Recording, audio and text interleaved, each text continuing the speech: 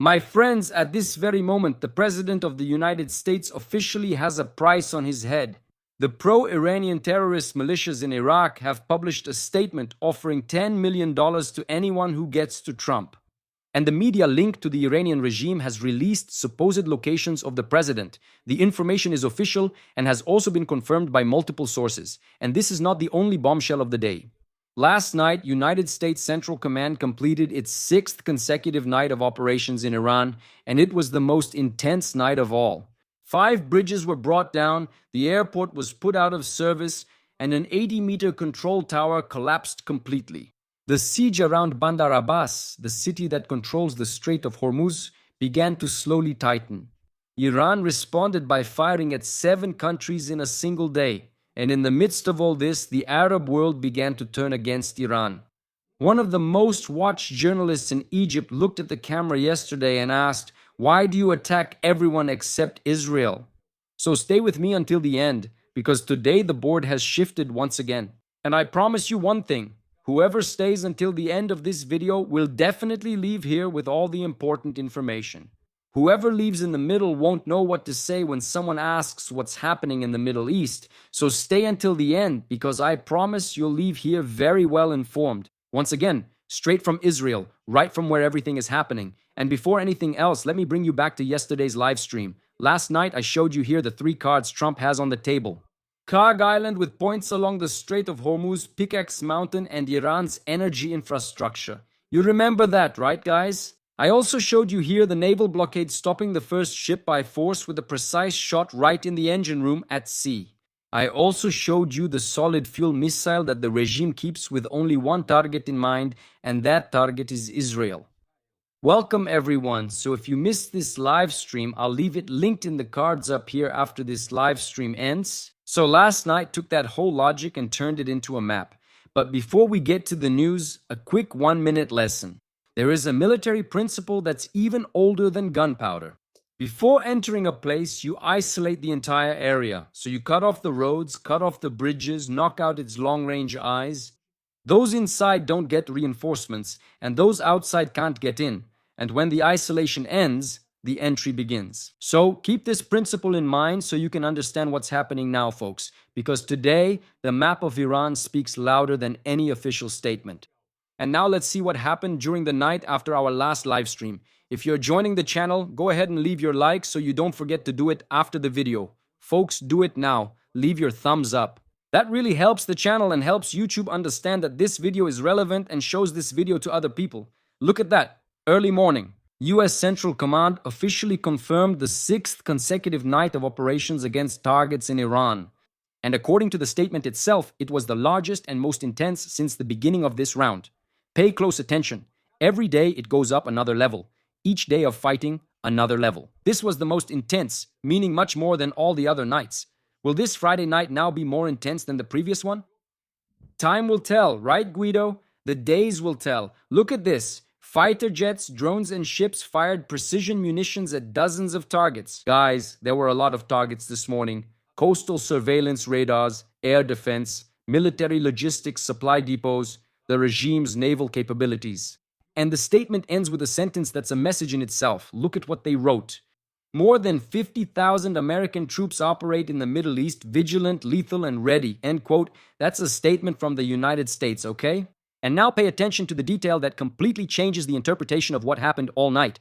Among the targets this morning, 5 bridges. They're already talking about 6, a 6th one. And the 6th bridge was still under construction. There's a 6th bridge that wasn't finished yet, but it was also destroyed. So in total, 6 bridges. In other words, it's not a rumor, okay? The government of Hormozgan province in southern Iran officially confirmed each bridge. There are images. I brought some images here on the side. Here, you can take a look at the first images in this batch from Iran showing the bridges. These are the bridges on the highways that connect Bandar Abbas to the rest of the country. Bandar Abbas, for those who are new to the channel, is the most important city in the Strait of Hormuz. Let me show you here so you can understand what I'm talking about. If you don't understand, it's pointless, right? You need to understand exactly what's happening here. Take a look. Bandar Abbas is right here. Right here, look. Bandar Abbas. See this here? So there were six bridges. Six bridges destroyed that connect, that link the rest of Iran to this city. It's the big port in the south of Iran, we could say. From there, all the Revolutionary Guard boats that intercept ships depart. A good part of the regime's navy also operates from there. In reality, it's mostly small boats. It's the command center of the strait. And now the roads that supply this city have been cut off one by one. The route that connects Bandar Abbas to Shiraz, the main traffic artery of the region, has been cut off. And the other remaining access points have also been cut off. Official Iranian sources confirmed that 7 civilians who were crossing the bridges at that moment were killed. Okay? In other words, that's collateral damage from the American attack. They probably weren't members of the Revolutionary Guard. They just happened to be there at the wrong time, right? In the wrong place. That's what happened to them. Unfortunately, that's the price of war. Unfortunately, this happens. And another 9 people were injured. And the attacks during the night didn't stop at the bridges. An airport in the southeast of the country was taken out of operation after heavy impacts on the runway. In the coastal city of Zabaha, if you don't know where that is, it's right here. More over here, towards the point, right at the end. Look, right at the end, or actually at the beginning, we could say, of the Strait of Hormuz. This is the last city before Pakistan, okay? Also, there's a control tower here. In other words, the eyes of the strait are located here in this city, okay? An 80-meter tower came crashing down completely. Guys, the images of this tower are also here. Pay attention, the image will appear at some point. These images loop. The minister, the American Secretary of Defense Peter Hegseth, made a point of personally publishing the images of the tower falling. He posted this on X, I believe. Now let's return to the lesson from the start of the live stream. Cut off the bridges, shut down the airport, take down the tower that overlooks the sea, and what's left is an isolated stretch of coast, blind and without reinforcements, because there's no way to reach that city. And look how interesting, the Iranian analysts themselves, the Iranians, guys, I'm not talking about Brazilian analysts. Iranian analysts are already saying out loud what I've been mapping out here for a few days. This looks like preparation for taking control of the coastal strip of the strait, whether by air or by land. Now, come back with me to Trump's 3 cards on the table. We need to connect everything to understand what's going on. The first card was exactly this: the cargo island, the oil island, and strategic points along the strait. Well, today, the area around that card started being set up. I'm not saying this is definitely going to happen, because until then the regime could raise its hands and say it wants to negotiate, not surrender. I want to negotiate and then trick Trump once again, okay? So that could happen too. I'm showing you here that the board is being set up so that maybe a ground incursion could happen. And the effect of this inside Iran was immediate, with transmission lines and infrastructure hit in the Bandar Abbas region in that city. In that city and the surrounding area, the power system collapsed, meaning a widespread blackout in that region. Cascading power outages in the city, which was supposed to be the showcase of the regime's strength there in the Gulf. And now, look at the moment when this happens. The region, for you, for those who don't understand what's happening at this specific point on the map, guys, right now, there are extreme heat waves with temperatures going over 49 degrees Celsius. You have no idea what that's like. A heat index of 52 degrees is extremely hot. And do you know what the response of the regime's Minister of Energy was to the people? An urgent call to the population. Limit the use of air conditioning between 10 a.m. and 5 p.m., which is exactly during the hottest hours of the day. In other words, there's a lack of electricity, and where there is electricity, they're asking people not to use air conditioners, exactly at the worst time of the day, when it's the hottest, right? So that's causing outrage too. People are getting upset, folks. There's even a count already, okay? An online petition on an Iranian platform called Karza has already gathered thousands of signatures, and pay attention to what this petition is asking for. Residents of Bandar Abbas, it asks that the hardline big shots of the regime, those who are shouting against the Americans from the comfort of Tehran, physically move to Bandar Abbas and to the affected region to experience firsthand the reality people are living through. That's what's written there. The Iranian people are sending their regime a message, signature by signature. I wonder if anyone on the other side will show you people saying this, since it happened there. And this message speaks directly to the leak that the Wall Street Journal updated today. According to the newspaper, the top of the regime is split into 2 factions. On one side, the commanders of the Revolutionary Guard and the hardliners, for them, keeping control of that region and navigation in the strait is worth more than any sanctions relief. In other words, the strait is their trophy. And on the other side, there's a faction that's only looking at the numbers and is in a panic. In other words, Galibaf and all those people who only care about their money, right, folks? Ships stopped at the docks, oil revenue plummeting because there's no more exports, cities in the dark under the heat. Remember Avaz, which was also in the dark? They managed to restore part of the city's power there. Now Bandar Abbas as well, meaning they're under record heat in that region. Guys, people were already signing petitions against their own government. And in the middle of this internal conflict, the White House repeats what it said yesterday. Tehran keeps sending messages showing willingness to negotiate. In other words, there's still someone inside knocking on the White House door and begging, for God's sake, stop everything because we want to talk. In the end, the regime fights with the Americans on the outside and fights with itself on the inside. So keep that picture because it will come back in my final analysis. At this point in today's live stream, local time 1:31 p.m., it's not over yet. There's still a lot more. Stay tuned. It's worth hearing to the end. Let me ask you a quick favor here in the middle, alright? But so far, if I've already explained to you the situation in Bandar Abbas and the split within the regime in a way that the mainstream media doesn't, then do me a favor, hit the like button, guys. Hit the like button, smash the like, give this video a thumbs up. This small, simple gesture helps this information reach more people who need to understand what's happening here in the Middle East. And if you want to get every twist in this story firsthand, if you're not subscribed to the channel yet, subscribe and turn on the notification bell too, because that's important.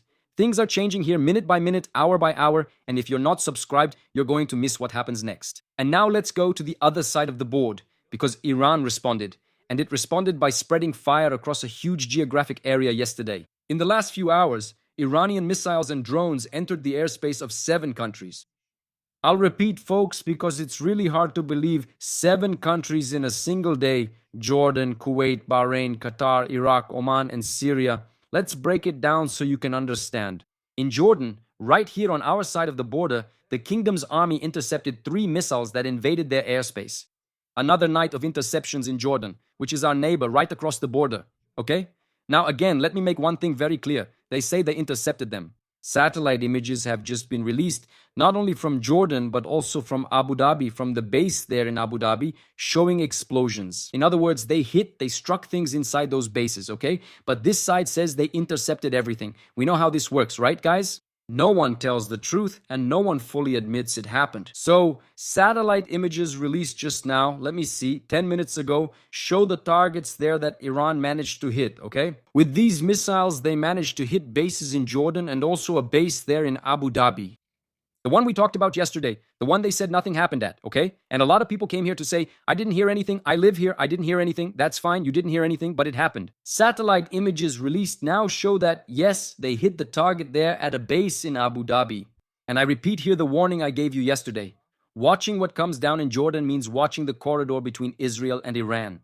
And if they're hitting, they're clearing that area, folks. So, in Kuwait, the local army issued a strong statement again and classified the attack as a criminal Iranian aggression, but it was just statements. And why is Kuwait being pounded? Because it became the regime's preferred target. Because, according to information from the region, from analysts there in Kuwait and Iraq, that's where the Americans launch ballistic missiles from the ground against targets in Iranian territory.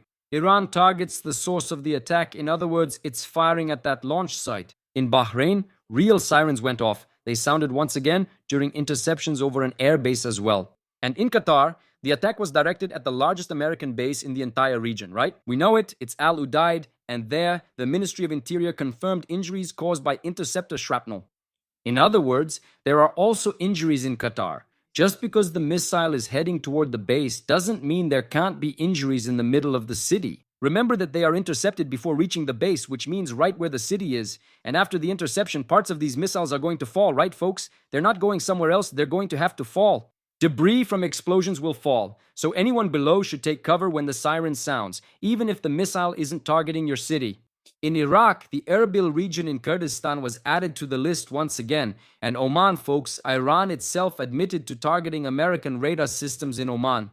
Just notice how serious this situation is. Oman, for the second time already, folks, has always been the traditional channel for mediation between Washington and Tehran. That's where the discreet messages between both sides go through, and now even the mediator, once again, has become a target. Next is Syria, and I need to pause here. This story is a lesson in Iranian propaganda. Pay close attention.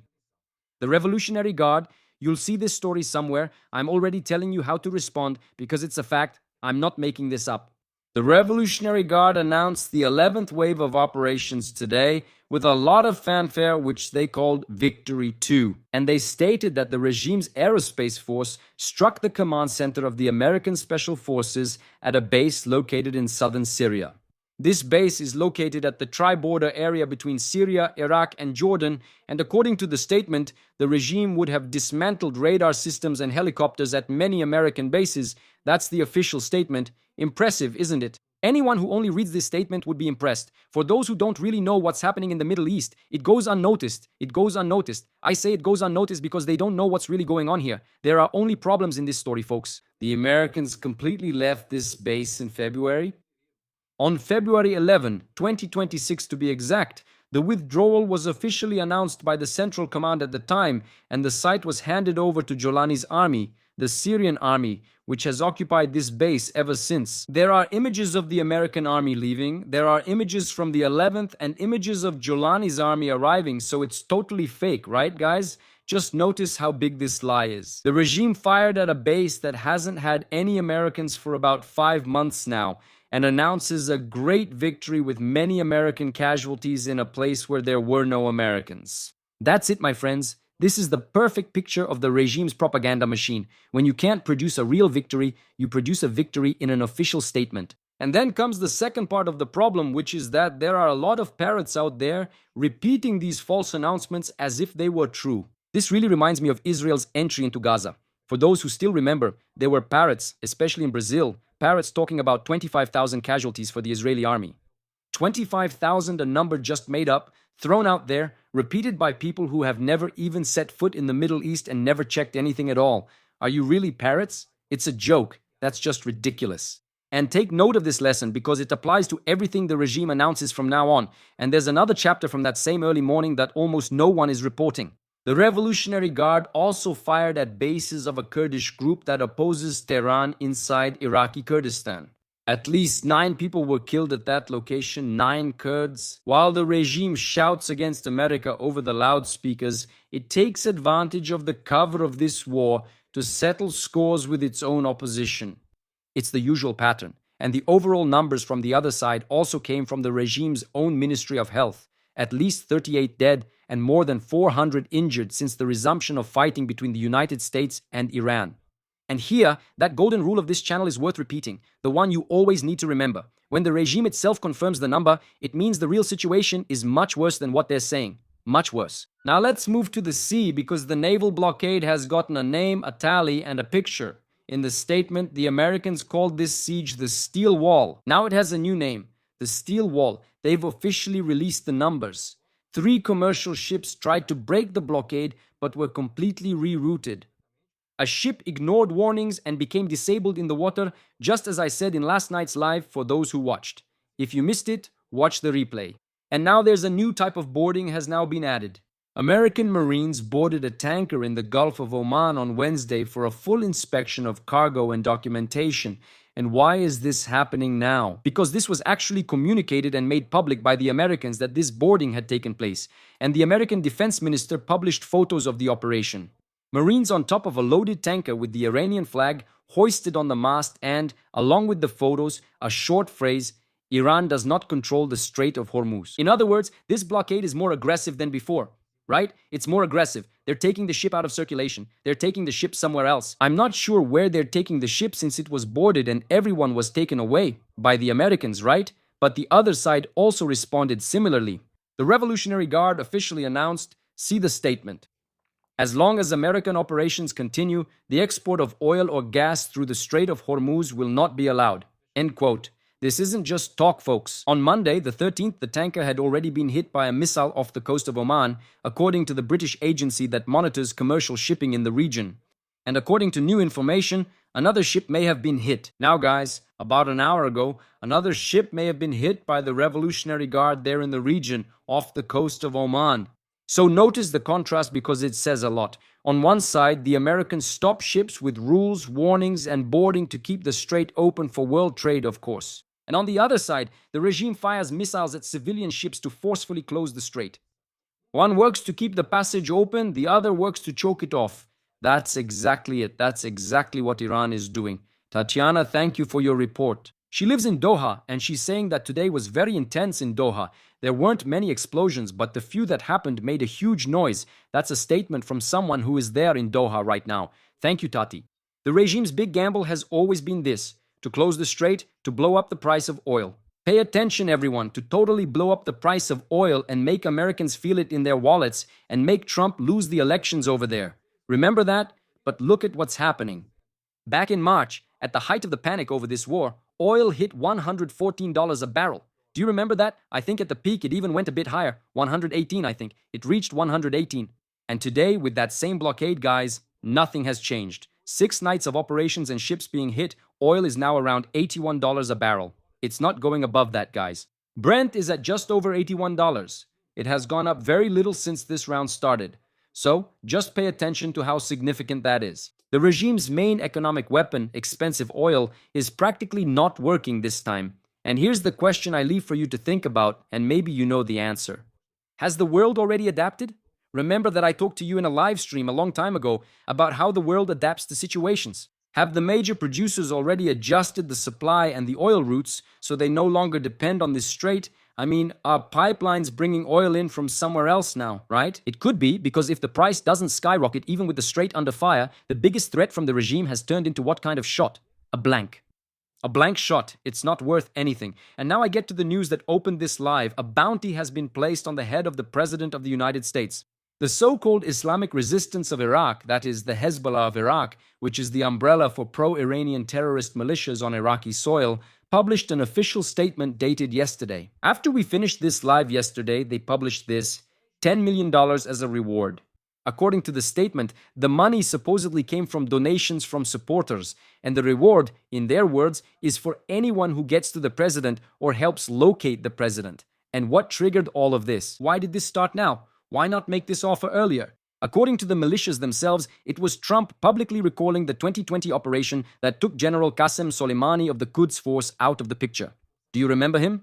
And the militia leader, Abu Mahdi, was also taken out of the picture, and Trump recalled that during a meeting with the Iraqi Prime Minister. Do you remember the Prime Minister of Iraq? He recalled that situation inside the White House, meaning he touched on the deepest wound, the most painful one, right in front of the guest.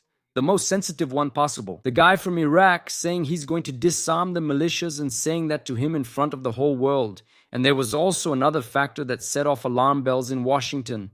According to websites linked to the Iranian regime, they published locations where the president would be. Look, there's someone following Trump and tracking his every move. And they published this to show that they know exactly where Trump goes, where he's headed, what he does, what his routine is. This is absurd. It's absurd that they have this information, and this changes a lot of things. It's not just about offering money for his head and even pointing out where he is to those who are interested. And now pay attention to the irony of this story, because it says a lot. In April, it was the United States that put bounties of $10 million on the heads of the leaders of these same militias. The exact same amount, guys, the same format. The militias copied the American model and turned it against the president. But there's a difference between the two sides, and it's huge. The American bounty exists to bring terrorists to justice or eliminate them, and the militias' bounty is just a show for internal consumption. This is just a performance. It's the same pattern as the poster in Tehran, which I showed and discussed here yesterday, and which was published there the day before. Whoever is winning doesn't need to put a bounty on anyone's head, dead or alive. Whoever is winning doesn't need to do that. But there's also a calendar detail that no one can ignore. We need to stay alert. This Sunday, the 19th, is the World Cup final. And why is this important, guys? Why is this important? Because maybe the president himself will be at this game. It's been announced he's going, and the president is expected at the stadium. That means the biggest security operation in the world this weekend will happen exactly under this declared threat. Just imagine the security and what will be done there to keep the president safe during this game. So keep this image in your mind. It's a day we need to watch very carefully. And now, the segment I saved here on purpose because it reveals where public opinion in the region is heading. Do you remember that Iran struck 7 neighbors in a single day? Early this morning, as Tati mentioned in Qatar, the Arab world realized something many others overlooked. Iran is striking everywhere in the world except for one place, Israel. And the one who pointed out this issue was Ahmed Musa, one of the most popular presenters on Egyptian television on a nationally broadcast channel. Like that channel in Brazil, you know what I mean? The channel, I can't even say their name because it could harm this channel here. Anyway, this guy, he's the anchor of that station. From time to time, I listen to what he says and look at what he said, guys. Live! He looked at the camera and launched into those furious monologues against the Iranian regime. Look at what he said. Why don't you attack Israel? Why do you attack Arab countries? Israel is your enemy, but Iran targets the Gulf countries and Jordan. This is aggression against fellow Arab countries, leaving Israel aside. What kind of Iranian betrayal is this against the entire Arab world? He asked. He also answered his own question. According to him, Iran does not fire at Israel because it knows exactly the price it would pay, and this ties directly into what I already showed you yesterday. The regime opened the vault, displayed the solid fuel missile it keeps in reserve for use against Israel, and even so, up until now, it hasn't pressed the button. It shows the weapon, but it doesn't use it. My friends, pay close attention to the weight of what's happening here. This isn't an Israeli channel talking. It's not me talking, okay? It's not me. In other words, it's not a pro-Israel channel talking. It's the television, a television over there, a TV channel in Egypt in prime time, telling the Arab world that Iran avoids Israel out of pure fear. This is huge, folks. The axis that has sold itself for decades as the great resistance against Israel is attacking Jordanians, Kuwaitis over there in Qatar. And sparing who? Who? Israel. The Arab world is seeing this, folks, and they realized it because they're right here, living it firsthand, hearing the missiles flying over their heads. They're not on the other side of the world, comfortable, just parroting the regime and swallowing every statement from the Ayatollahs as if it were true, right? You probably know what I'm talking about. People living near Iran can't afford to believe the regime's propaganda. They witness its actions firsthand and are speaking out. Meanwhile, notice the contrast on the other side. The president of Israel, Yitzhak Herzog, put out a statement. Yes, Israel has a president, folks. The president of Israel is Yitzhak Herzog, and we have the prime minister, Netanyahu. The president here doesn't have any real power at all. Nothing. He's just a symbolic figure and doesn't have any real function. He is the president of Israel, but the prime minister is in charge. He said the following. He said he hopes to make peace with Saudi Arabia very quickly. On one side, right, Egypt exposing Iran on national television, and on the other, Israel reaching out to Saudi Arabia. The diplomatic chessboard of the region is being reshaped right in front of us in real time.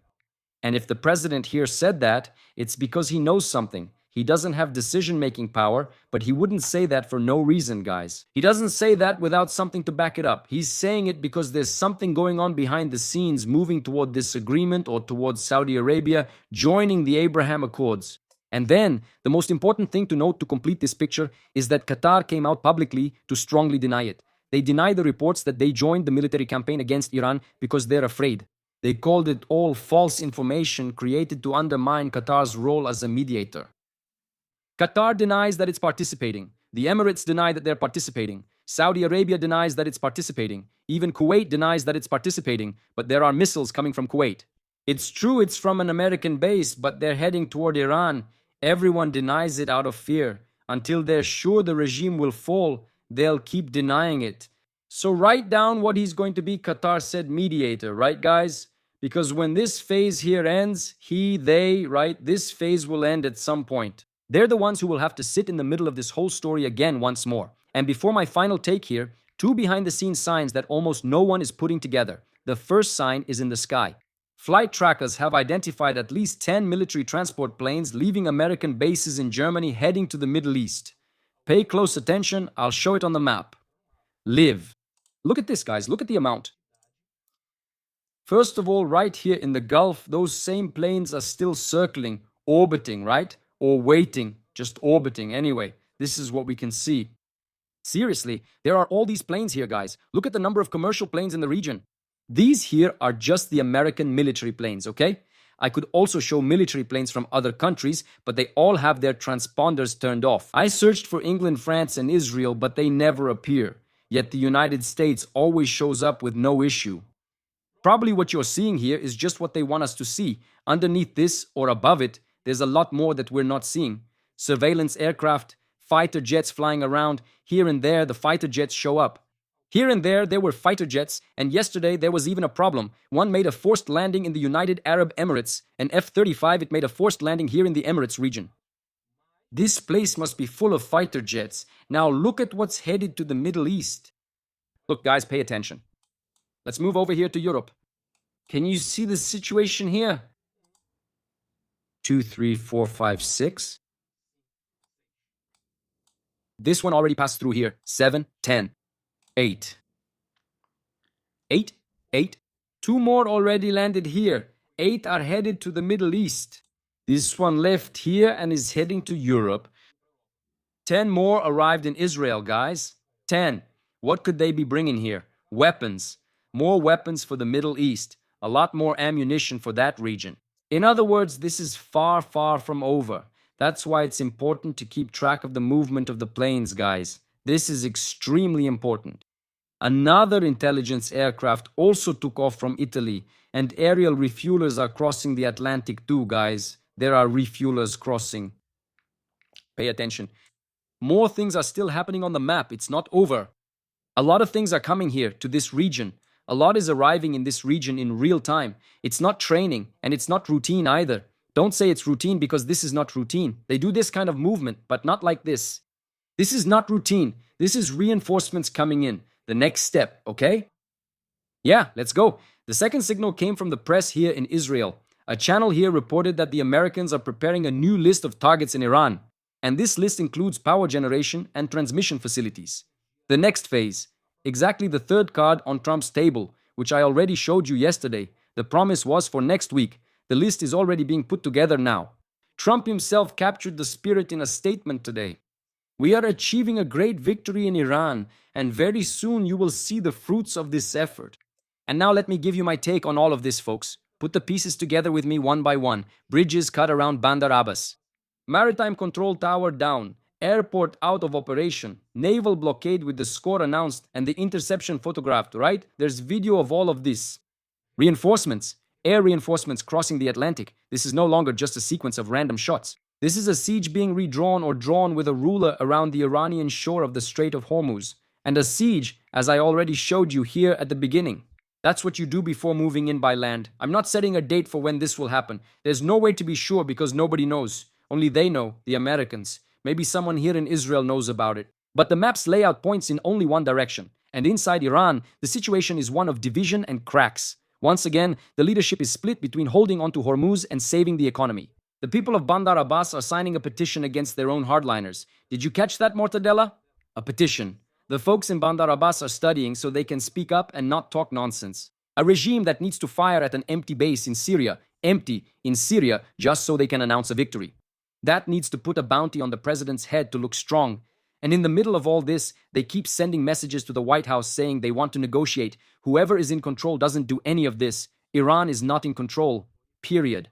And the Egyptian journalist's question is worth its weight in gold for us here. Why does Iran spare Israel? Why? Because the regime knows that every new front is a door that never closes again. Attacking an Arab neighbor costs what? Just a single note of protest. That's what the Arabs know how to do. Attacking Israel will cost what's left of the regime's machinery. This isn't restraint out of virtue, it's restraint out of calculation. They're calculating every step. While Trump leads the effort to wear them down, Israel stays out of the spotlight. And I think that's excellent, folks. As long as Israel stays out of the spotlight, it's great. Hardly any media covers what's happening in the Middle East. Maybe oil prices are low because Israel isn't involved. Maybe when Israel gets involved, or if they do, boom, oil prices go up again. Because it's Israel, right, folks? It's Israel. And when Israel gets involved, the leftists go crazy, right? They're losing their minds. Israel doesn't get involved. Iran doesn't attack. Where's Iran? The great Iran went all the way there to record what happened there with Khamenei. And now they're disappointing me. That's right, leftist. Crying is free. They're also reinforcing their stockpile here in the region. Israel is producing now. They're reinforcing their stockpile. We're seeing this happening. Producing their own ammunition like I showed you yesterday as well. And watching the adversary wither away. Strategy isn't just about knowing how to strike. It's about knowing when to let the other side do the hitting for you. And if you want the bigger picture of all this, I'll repeat what I've been saying here for a long time. This isn't about uranium, folks. And it's not about the Strait of Hormuz either. The one who depends on Iranian oil, the Iranian corridor, the Iranian alliance is China. Trump isn't playing for the next 6 months. He's playing for the next decade. So stick with me here for today. The CIS. The siege around the strait has tightened by land, by sea, and by air. It's tightening. With these announcements that 50,000 soldiers are ready. Folks, it's tightening. The regime is responding, hitting 7 neighbors and sparing only one target. Ours, Israel. This isn't over. This is just moving to the next phase. And the next phase could start in days or even in hours, maybe after the World Cup. And yesterday I taught you a Hebrew expression here, remember? Odlo reitem klam. Odlo reitem klam. Pretty easy, right, guys?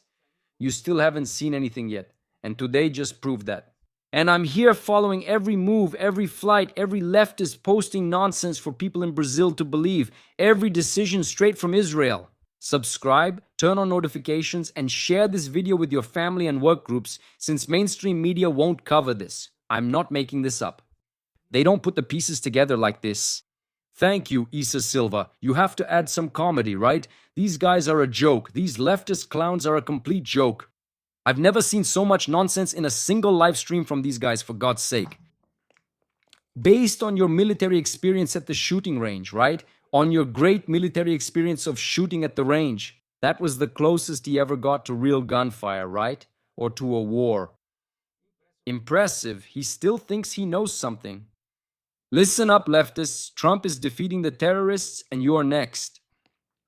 Remember when the NATO chief told Donald Trump they were supporting him with weapons? Nobody knows what was discussed in Turkey. That's right. Who knows, maybe what happened in Turkey behind the scenes was the planning behind what's happening now, right? Because soon after, everything started again. Behind the scenes, a lot happened there. Why doesn't Trump just go after the leaders of the regime? Because Trump still believes. This is the real indicator. I talked about this yesterday, that Cleonis. Trump still believes it's possible to negotiate. He hasn't played all his cards yet. And I'll say more. It's Trump who's holding Israel back from entering this war. Because he knows that the moment Israel enters this war, the negotiation part will be completely discarded.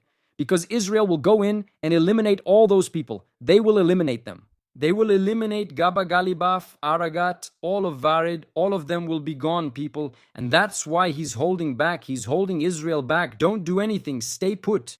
Don't get involved in this fight now, because you'll end up eliminating the ones I want to negotiate with. His real interest, and he said this many times, is not to overthrow the regime. His interest is to control the regime. It's to leave someone there tamed, just like in Venezuela, domesticated and obedient. That's what he wants. He never aimed to overthrow the regime.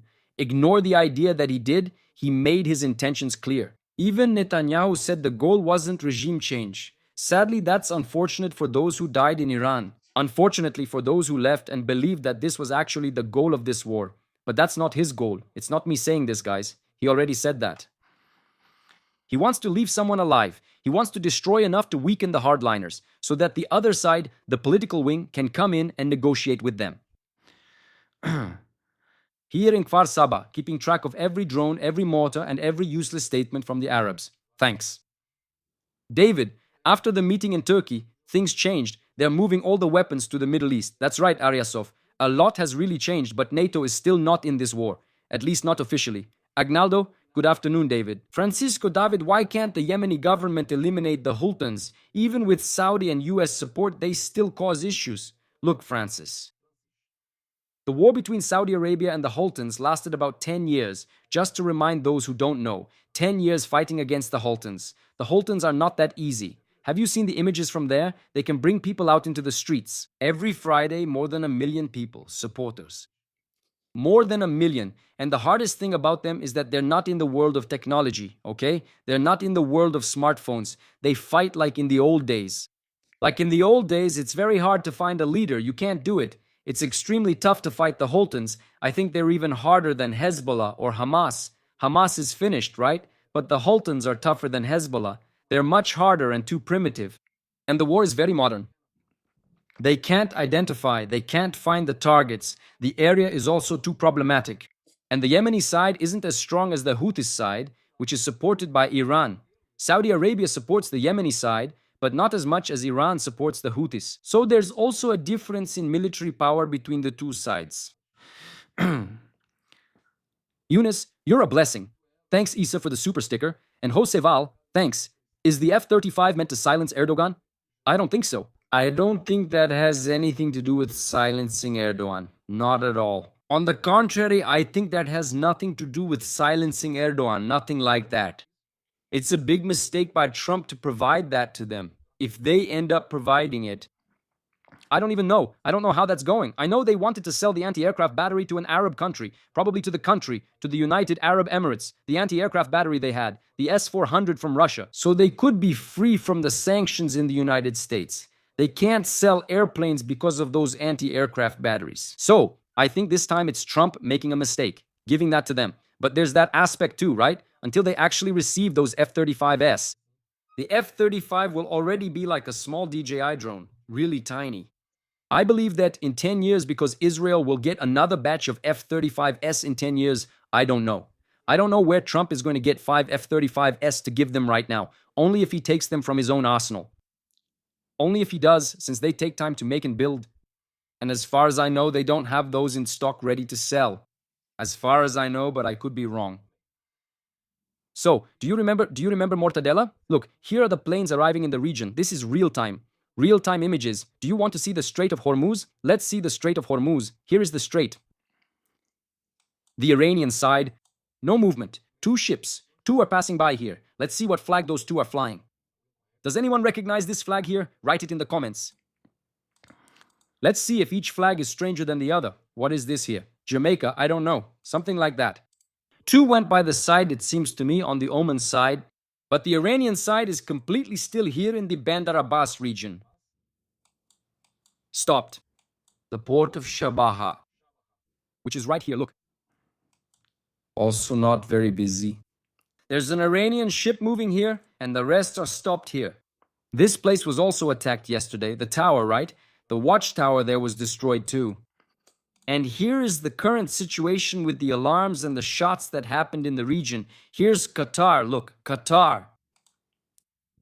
The Revolutionary Guard Corps carried out a fierce surprise attack on the American airbase Al Udeid in Qatar, resulting in the complete destruction of the long-range radar system and of combat, and of several American aerial refueling aircraft. Several other aircraft were also damaged. Of course, it's regime propaganda, right? The refueling aircraft haven't been here for a long time. They're in Israel, Revolutionary Guard. And 40 minutes ago, Kuwait's air defenses intercepted Iranian missile and drone attacks launched at dawn, and the Ministry of Electricity announced damage to one of its power and water desalination plants. According to an Iraqi ministry spokesperson, crude oil loading operations at Iraq's southern ports are underway. That's the news for now, folks. In real time, this is the combat zone. The targets that were hit yesterday by the Americans here in the Bandar Abbas region. This is probably the bridge. Yes, the Kohoristan bridge, which connects Bandar Abbas to Shiraz, was destroyed. This is the location of that bridge. There were 6 bridges in total, guys. 6. And here? So, here is another bridge where the civilians died. This one is another bridge. Bombers attacking bridges in Bandar Abbas resulted in 2 deaths and 4 wounded. In other words, this is the situation here in the region right now. My friends, if something serious happens, wait just a second. More information. Information. Yeah, these planes here, folks, look, news that just came in. Pay attention. These planes here are transferring F-16s, more planes, more F-16 fighter jets to the Middle East region. F-16 fighter jets are on their way to the Middle East, accompanied by refueling aircraft. The F-16s, if you can't see them there, you're only seeing the refueling aircraft. With so many fighter jets in the region, it's unclear if this signals preparation for escalation or just troop reinforcement in response to the aircraft. Iranian attack on the base in Jordan. At this moment, there is no confirmation that American aircraft were hit in Jordan. So for now, nothing confirmed. It's just like that story, right, that was spread around. There was another genius in Brazil who said that 30 no, it was 2020, Israeli F-35s were destroyed. 20 F-35s, some idiot out there, some genius, Brazil's own Einstein, saying that 20 Israeli F-35s had been destroyed. Oh my God, there are so many lies and so much craziness. These guys must be on something. It's impossible. Congratulations, everyone. Remember to like and share to support Viva Israel, our spokesperson. Thank you. Thanks. Thanks, Durval. Thanks. Many people, including Doido and Dodoi, wrote here. Who wrote Doido or Dodoi? The problem is with mortadelo, there's no cure. This disease has no cure. My friends, I thank you from the bottom of my heart. Once again, I need to thank all of you who support the channel in one way or another. I'm not sponsored by anyone. I'm sponsored by you. I'm not sponsored by Qatar, nor by Saudi Arabia, nor by the United Arab Emirates, much less by the United States or Israel. Thank you so much for any support for the channel, whether it's through Super Chat or just a like. Your likes really help me a lot and I appreciate it. Sharing this video helps even more, okay? So I thank you from the bottom of my heart for any help you can give to this channel. Hugs to all my friends in Israel and see you later in the next live stream with more information straight from the source, straight from where everything happens. Hugs and see you then.